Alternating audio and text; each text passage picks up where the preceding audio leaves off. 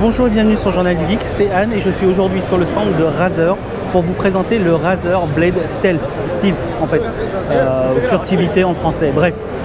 C'est un Ultrabook tout simplement avec un écran de 12,5 pouces, il est tactile, il propose une résolution Ultra HD de 3840 par 2160 ou alors en QHD 2560 par 1440. Il a un processeur Intel Core i7 6500U, 8 Go de RAM, 512 Go en SSD, un clavier Chroma, Razer Chroma qu'on connaît déjà avec les souris, etc. Et les prix commencent à partir de 999 $ uniquement sur le store de Razer. Donc comme vous pouvez le voir, c'est un Ultrabook assez sympa, il est assez fin, assez léger. Et puis c'est vrai qu'un écran QHD ou Ultra HD c'est quand même plutôt sympa. Mais la grosse nouveauté c'est pas tant cet Ultrabook, c'est surtout le Razer Core. Donc on peut le voir ici, le Razer Core tout simplement. C'est un boîtier, c'est une carte graphique externe qui passe par le port Thunderbolt 3 du laptop. Donc il suffit de le brancher et vous retrouvez dans ce cas des performances de desktop et c'est plutôt pas mal. Donc ça supporte les cartes PCI Express forcément.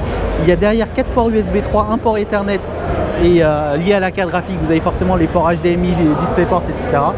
Et vous avez aussi un câble de connexion USB-C au cas où.